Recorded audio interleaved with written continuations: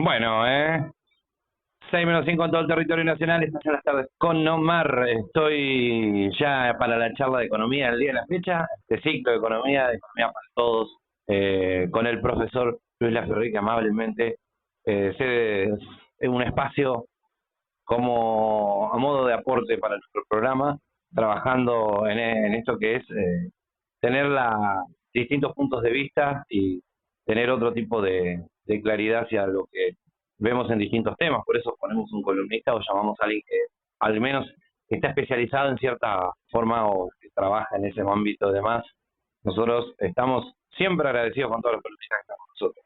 Y Luis es uno de ellos. ¿Cómo estamos, Luis? Buenas tardes. Hola, bien, Genaro, ¿cómo va todo? Bien, ¿cómo está caluroso así como acá en allá en Paraná o cómo está la cosa por ahí? ¿En qué sentido? En el clima, digo, ahora. Bueno, clima está, sí, sí, está pesado, está pesadito. Ah, bien, bien, bien. Bueno, hoy vamos a hablar entonces con el profe Luis, vamos a tocar el tema de nuestro país y esta realidad que estamos viviendo. Con el profe va a hablar y todo, nos va a contar hacia dónde vamos en el punto de vista también. O sea, uno habla de economía y tiene que hablar de sociedad, tiene que hablar de un montón de otros aspectos, porque son, son ciencias muy amplias, digamos. Así que cuéntenos, profe. Sí, yo creo que es importante eh, hablar, ¿no? Del tema de que hacia dónde vamos como sociedad, a dónde vamos con nuestro ambiente, que es el soporte material de la sociedad, y dónde vamos como nación, ¿no es cierto? Eh, bueno, por un lado, porque normalmente es lo que se acostumbra cuando estamos terminando un año, empieza un año nuevo, por lo menos hacer algunas apreciaciones sobre qué nos espera, ¿no? El 2024. Y por otro lado también, por el hecho de que no solamente un año nuevo, sino que tenemos un nuevo gobierno, entonces yo creo que es válido plantear esta problemática de hacia dónde estamos yendo como país y como sociedad. Y siempre la aclaración que vengo haciendo, ¿no? Desde el comienzo que tuvimos los primeros contactos, ¿no? Que cuando miramos desde el punto de vista económico cómo vamos, tenemos que ver fundamentalmente cómo vive la gente. Y cuando decimos, bueno, hacia dónde va la Argentina, y tenemos que también distinguir, porque no todos estamos en la misma situación. Nosotros vivimos en una sociedad donde existen distintos sectores que viven, por supuesto, y están en diferentes situaciones, digamos, de bienestar o de malestar, ¿no? Entonces me preocupa ver cómo están los sectores mayoritarios y qué perspectiva tienen dentro de la situación actual. En especial, qué les espera el año próximo si avanza esto que yo llamo, así con mucha claridad y sin exagerar, un plan masacre con final abierto. Digo, entonces, ¿qué puede esperar el conjunto de la sociedad? Y bueno, acá podemos decir, se abren escenarios. Un escenario puede ser que este plan masacre que yo llamo siga avanzando como está planteado y no tenga resistencia. Bueno, esa sería una de las alternativas. Y hay que plantearla porque obviamente viene con mucha fuerza, ¿no?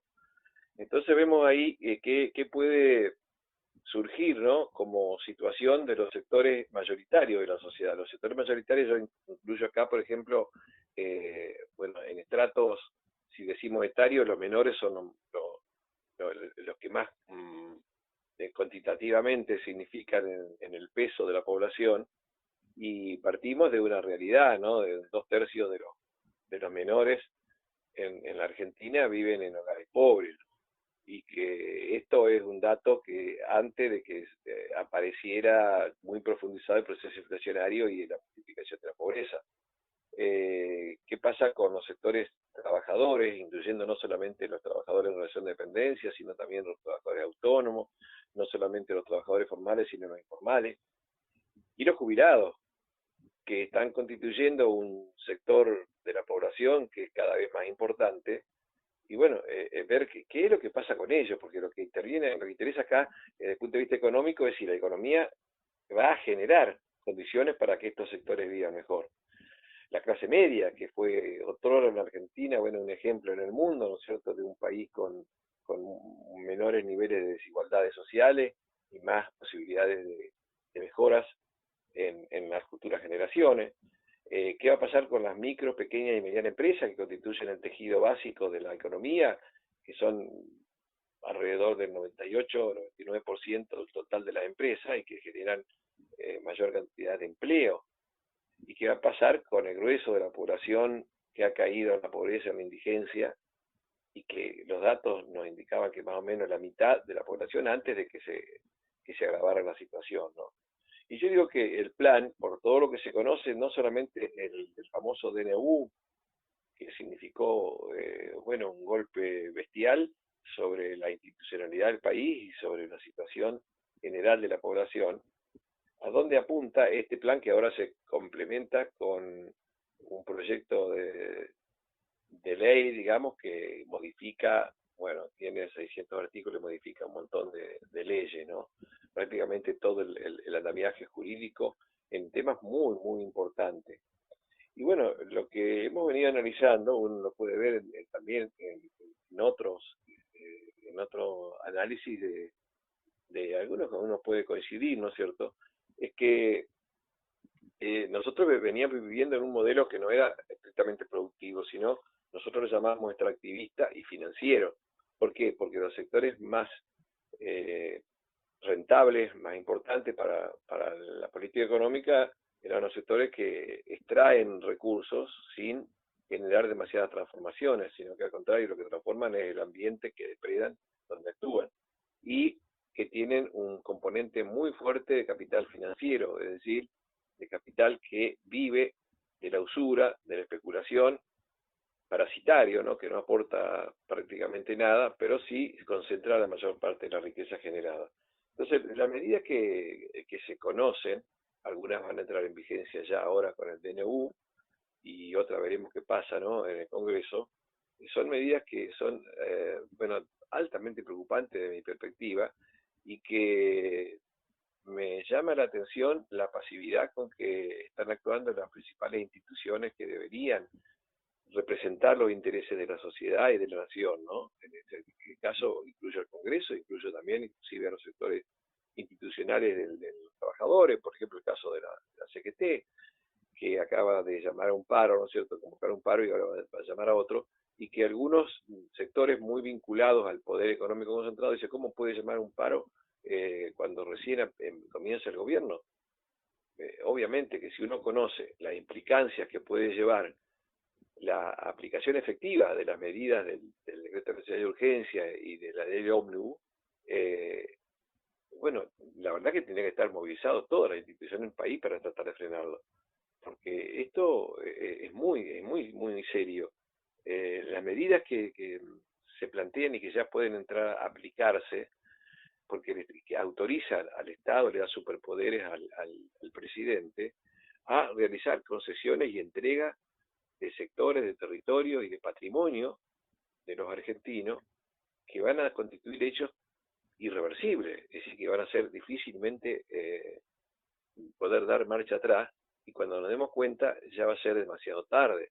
Es decir, la posibilidad de que después que se ha llevado a cabo una devaluación brutal, ¿no es cierto?, de más del 100%, 118%, eso implica, por un lado, yo no me acuerdo si lo había comentado antes, pero que para la situación del Estado Nacional, que tiene una deuda externa que es enorme, que es gigantesca, pero una deuda fraudulenta que nunca le llegó a la sociedad, que inclusive ha sido investigado y demostrado, ¿no es cierto?, que una deuda fraudulenta y legítima que no debería pagarse, bueno, la pagamos más de 10 veces y cada vez debemos más.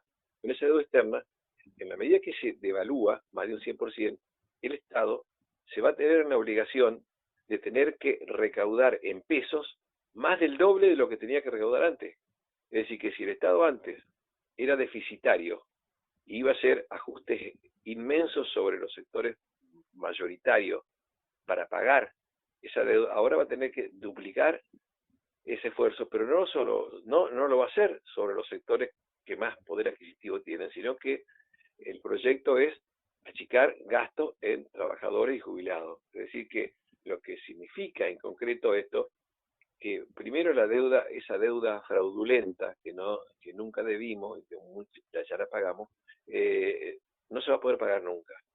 Pero además, como el Estado no va a poder recaudar a pesar del brutal ajuste que intenta hacer, le van a entregar los activos que tiene. Y como los inversores externos van a venir con dólares que acaban a valer muchísimo, van a apoderarse de territorios y de empresas y de activos por chirola. Es decir, la posibilidad de que nosotros vayamos perdiendo territorios que no deben entrar ni siquiera en el mercado, son imposible de imaginar en otros países que entreguen, por ejemplo, zonas de frontera, zonas de surgimiento de ríos, es decir, zonas de reservas donde debería protegerse el bosque nativo. Lo que está acá en juego, además de la liberación de todos los que pueden ser controles sobre la manipulación de las grandes corporaciones en los distintos mercados, que están muy concentrados. Esto es piedra libre para que la masacre que estábamos sufriendo hasta fines de noviembre, diciembre, se multiplique. Y ya lo estamos viviendo, porque cualquiera que sale a recorrer los mercados o busca en todo caso por la web, ¿no es cierto?, los precios, es realmente impresionante. Esto es una carnicería, los precios que han subido no solamente de todos los productos, sino especialmente los precios de los alimentos y de otros bienes que son de consumo indispensable para la vida. El tema es que esto recién empieza, y esto es lo que yo digo que es un ataque brutal contra las condiciones de vida de esos sectores mayoritarios.